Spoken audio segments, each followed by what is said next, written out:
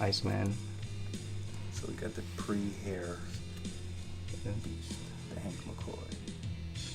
It's like they have power, they don't show it, or they don't use it.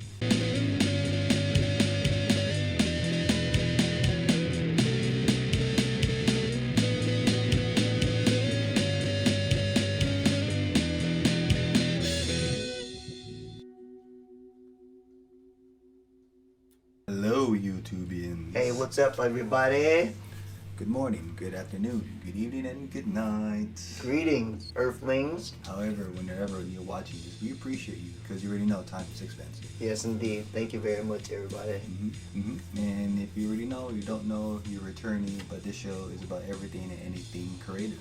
Yes. Right? That sparks your creativity in whatever medium you dabble in. Expressing the mind.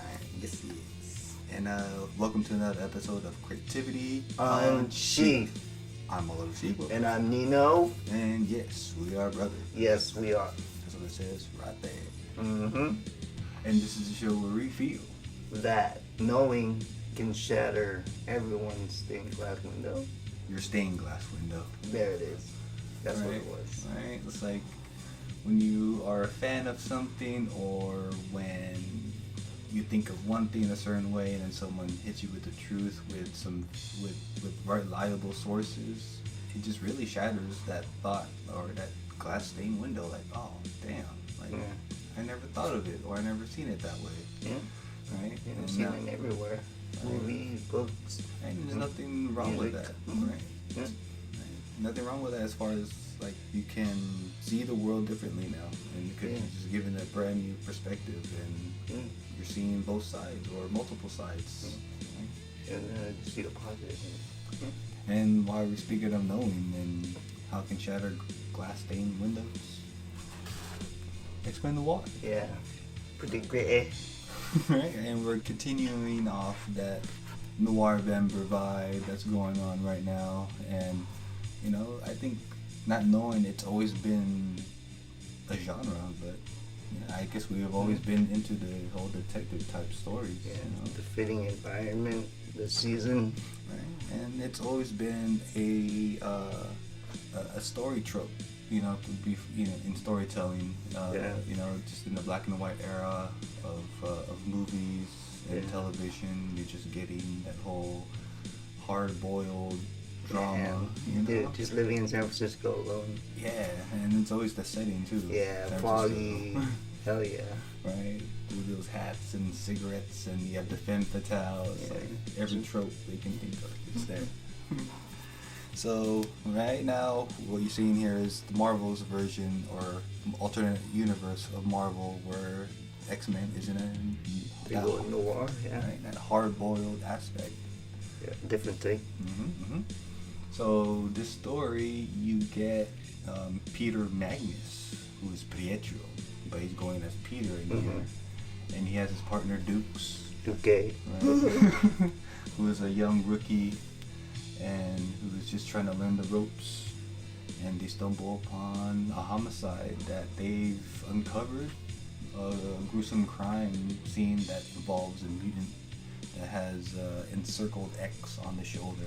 Tattoo, like a branding. Right, that could be linked to Charles Xavier and his, I guess, psych ward, or supposedly. Yeah. You know, it's weird, but hey, I guess it's for this fitting time. You know, what kind of tech was going on. And there's a scar or a scratch upon her face or body, so that could be linked to, of course, Wolverine. Yeah. Right. So that's correct. Yeah. It's gonna be another feature episode for Noir-Vember, y'all. So be on the lookout for this one. Stay tuned. Yes, Cool. Awesome. Casting credits. Fred Valenti, Dennis Calero. And this is the cup for issue 1. Issue 1. Yes, sir. We open up over here in New York, yeah. It's definitely digital. It's, you know, giving off that it's just too clean of a line. Right off the gate, looks totally like how a detective movie should open up. open up at the end almost, huh?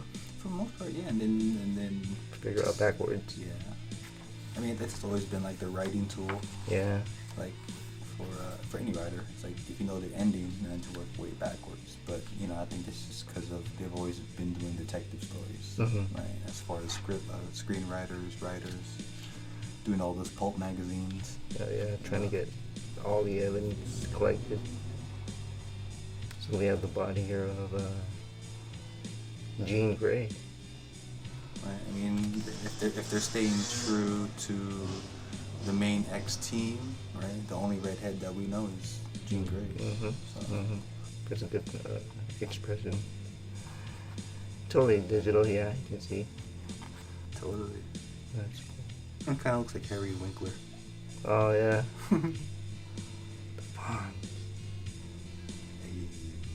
I wonder if that's where it came from. Yeah. You know how that's become a trend now. Oh, yeah, like, hey. Yep. Just because it's it originated. So these are supposedly claw marks found on her body and face. And yeah, who else? Wolverine. But we'll see. We'll see. And this is Peter Magnus. Or, sorry, yeah. Yeah, Peter Magnus, but it's like we all know him as Pietro, but in the scene son of Magneto. Yeah. The rookie, and then that's Dukes. I always thought being a detective was cool. But then again, you have to go through and see all those bodies and just to see the crime. Right. It's like, oh, I don't know if I can take that. If your stomach can take it. That's why it's like, I think that's what was that movie or show, Monk? Yeah. I think that's probably like one of the best shows as far as like learning or seeing a different take on a detective. Oh yeah. Who's squirmish and you know, OCD. Yeah. Yeah. Right. But he solves crimes. Right? That's a good one. Yeah. It's not always the hard, stern guy. Yeah. So we're going into an underground or elevator. It's the Creole Club. It's nice.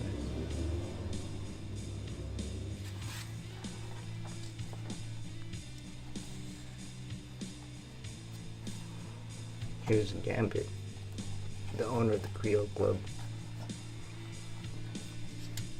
Cool take. Yeah, that's good. It's a good take. It's kind of like, you know, watching your favorite TV show and then they do a different take. You know what I mean? Like the cast of Family Matters and then doing a Western. Oh, right. Yeah, or they're doing a Dracula vampire movie show, episode. Right. Oh, yeah, it's like just dressing up for the For that era. Yeah. Huh.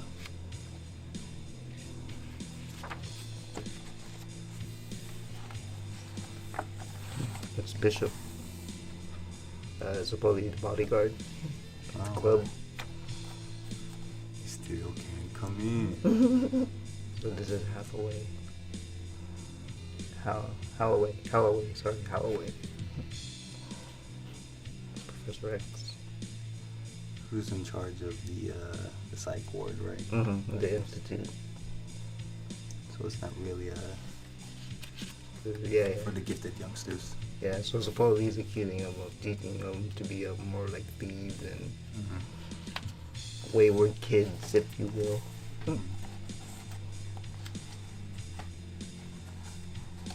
Yeah, you definitely do see the good use of the digital cut and paste. Totally. Right, and just zoom in certain tensions like this right here. Yeah, because it's too perfect to draw it the same way, you know? Yeah. But hey, I mean, it saves time. Yeah, still tell a story. Yeah. Nothing wrong with it. Still got the mood. It's like he still knows anatomy because that's a good, facial structures and it's like the whole realism into it. Yeah. Digital is just another tool. Panel for panel, but man, now it's like you can really appreciate Dave Gibbons on The Watchmen. Exactly. It's good study on just storytelling, beat for beat.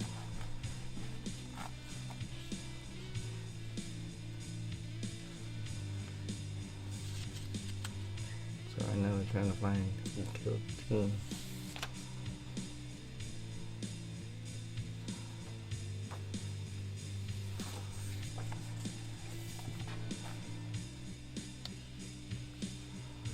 So this is Magnus right here. Magneto. Figure you'd probably have a helmet, but yeah. It's kind of like that scene in Daredevil, the movie, where Matt seen his dad. I'll get pummeled and... Oh no, he's roughing up somebody. Oh. And then he ran away like, oh Dad, why are you doing that? Uh-huh. And then, kind of like what's happening here with Peter. So he's seeing that. He just beat him. Magnus just beat up some dude. So he can't believe that his dad is being part of And then he ran. some crooked stuff. Huh? Yeah. Knowing it's part of the law. Yeah. Wow. It's nuts, man. Well, I mean, you can't expect from Magnus this kind of type of personality, right? Yeah, so it's almost like Popland. Like, damn. Yikes. Kind of like Paul Rudd, huh? I see it. Yeah, I see it. It's right here, the eyes. If you do a Scanner Darkly type art. Yeah. And he does look like Rutger Hauer. Totes my goats. What's this?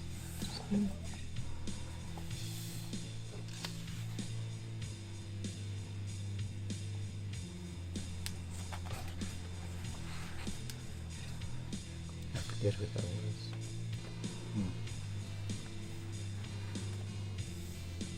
It's a beast. Wow. So that's McCoy. Iceman. So we got the pre-hair Yeah. beast, the Hank McCoy. It's like they have power, but they don't show it. Or they don't use it. Yeah, you probably, if you wouldn't have taken the story seriously if Magnus or Magneto had the helmet on. Yeah. Like, why is this guy? Who's the guy? He should be in that psych ward. Like, what the hell? Like, but, yeah, at least if you read it, in detail, like that is Magneto or Magnus, if you are aware of the X-Men universe. For sure. So the X-Men are supposed to be cops. Oh, okay, that's cool. That's a cool portrayal of Cyclops. Oh yeah. The whiner, but. So yeah. And this is a side story, but it's all part of it. So it's almost like in Watchmen, you get a little, kind of like a novelistic story. Oh side yeah. story. Yeah. So these were Sentinels. Like a real man and woman.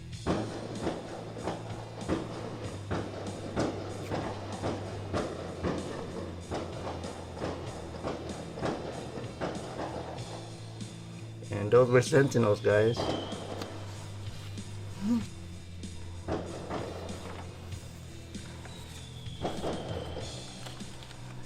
Yeah, so this is Nimrod.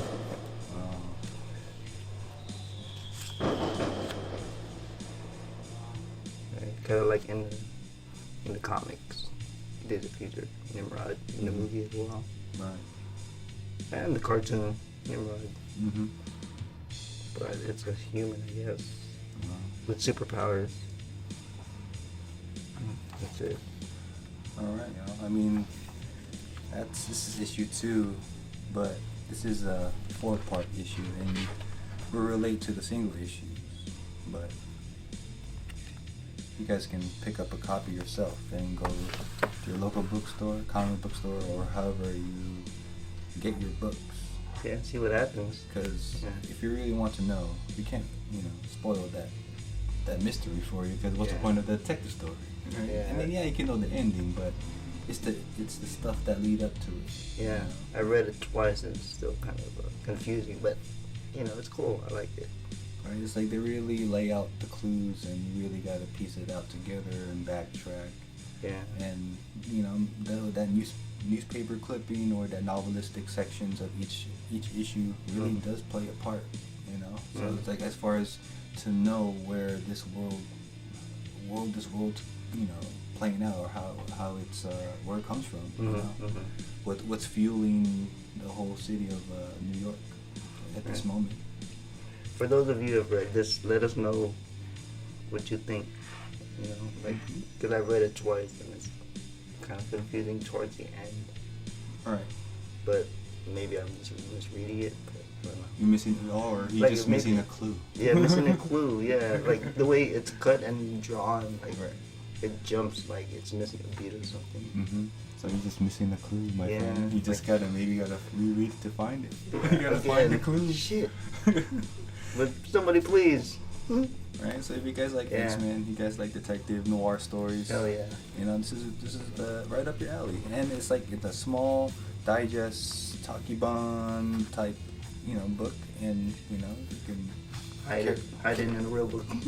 yeah, carry it with you, and however you know, want to bring it on. But you know, you know, maybe for you know, to make you guys get it even more, is to show the back matter of it all. Oh yeah, like the additional, or the cover. Cover for the issue. So you got like little variant. You get the variant. That's cool. Issue 1, 2, 3, which is the front cover. That's cool. Ooh, it's a cool gamma cover. That's a cool T-shirt.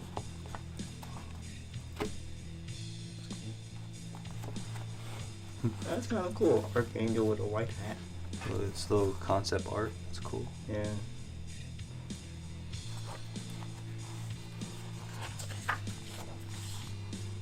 Cover sketches. Cover, yeah.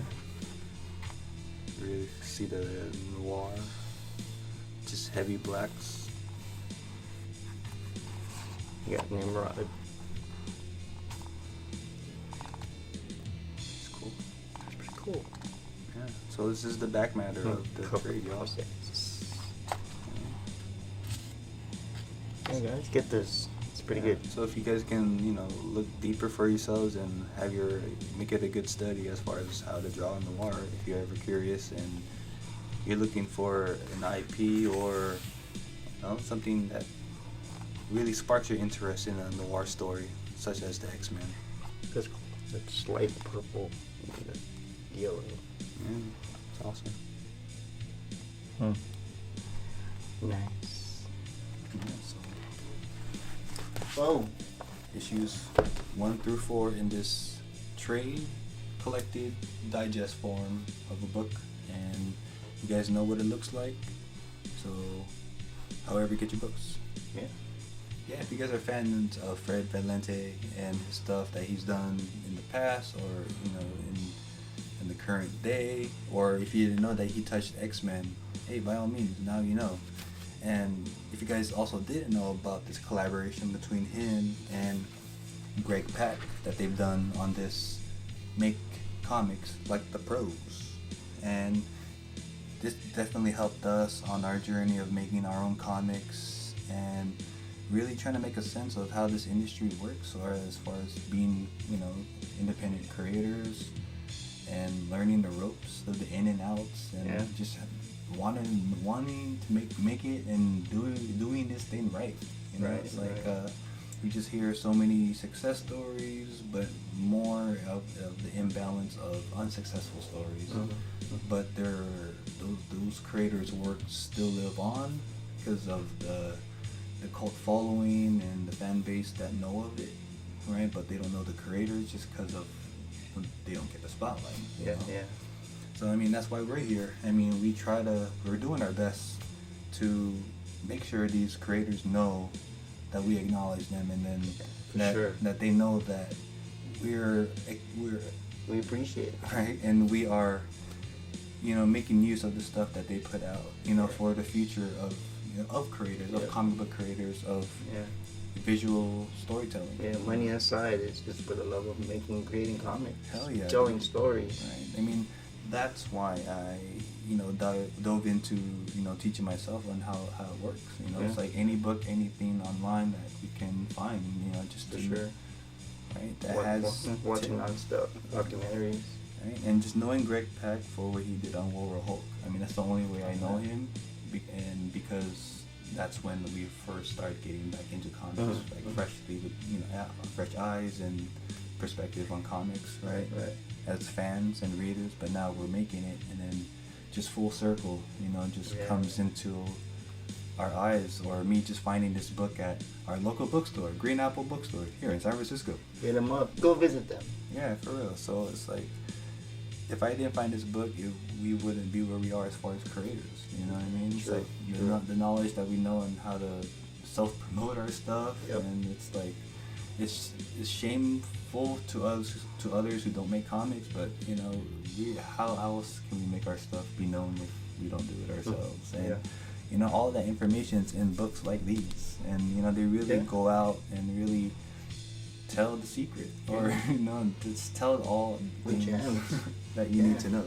And just got put in the work. Yeah, I mean, it's like, that's and it's hard work, and that's the number one thing. I mean, it's like you gotta love it. Yeah, so there won't be this without the basics that they teach here. So Fred Valenti really pours out the information that the legends that we stand the shoulders on, that they paved the way of how to tell comics, and this is here like another updated version of that, just with the digital age, and just internet being part of comics. And it's like, how can we continue the growth of comics, and knowing the state of comics that they are in today, it's kind of hard to like make fans or make people care about comics. Right? It's like, other than just the TV show or the movie, or the apps and stuff, right? Or the T-shirt, the toys, video games, it's like, even though all that is part of comics, but it's like, what about the actual material? That comic, that is coming from. For sure. If you didn't know that they've even done this together, or if you guys are fans of Greg and Fred and you didn't know at all, hey, now you know what it looks like. Pick it up. If you guys are inspiring creators, or you're a fan of theirs, and it's just something to have on your shelf, or it's like a nice, fresh reminder through a new book, through new perspective of creators, pouring out that information. Yeah, for sure. So pick it up, y'all. Yes, please. Whatever band you fight in, or whatever bookstore that has awesome books. Hey, comic book stores, they be having how-tos as well. Right, or pick it up for someone who is into it. Like, who can appreciate it. Right. The holiday season's coming up, y'all. So your nephew, your niece, your son, your kid, whatever. Right. Creativity Unsheathed, have them, keep dabbling into the arts of comics, or just whatever, y'all. I mean, just here's spotlighting stuff that you probably haven't seen or heard before. Yeah, that's new to us, and now we're sharing. Yes, sir. For sure. Alright, so we're gonna end this episode with a motivational quote for y'all, and take the value for what it's worth. Yes, please. Because this one is by a jeweler. And the jeweler goes by the name of Brian Lieber. Mr. Lieber. And it states, everything is so interconnected. Sometimes bad contains good. Sometimes good contains bad. What's important is to make sure the scales always tip to good. Ooh, dropping the gem, Mr. Jeweler. Damn. That's the gem of a gem and of a gem. And it's like, it's really simple, even though it seems like it's repeating each other, but it's the whole yin yang, right? The whole black and white. Putting life in a balance. Yeah, dude, seriously. And how fitting for noir, being known for being shot in black and white, or gray tones, grayscale, however, And it's like you're just trying to find the truth in between it all, knowing everything is in a gray area, Being a detective at that. Right? Trying to figure it out, like what's the truth, what's real, because the truth, or just knowing or knowledge or whatever you're trying to find out, it's like it's either can be bitter, biased, or outdated, and it's like you don't know what's real, and so you don't know where your sources are really coming from. So it's like it's really tough trying to figure out like what is the truth. And who are we getting it from? Who are we getting the information from? Right. Is that even real? Mm. Right, so It's like the more you know, the less you know. right, or sometimes I'd rather not know. I'll just find out for myself. But whatever. You know what I mean? So don't always believe what you hear. If you want to know, go find out for yourself. Right, do your own research. Do your own research, yeah. It's like don't always believe what's being presented to you. Right?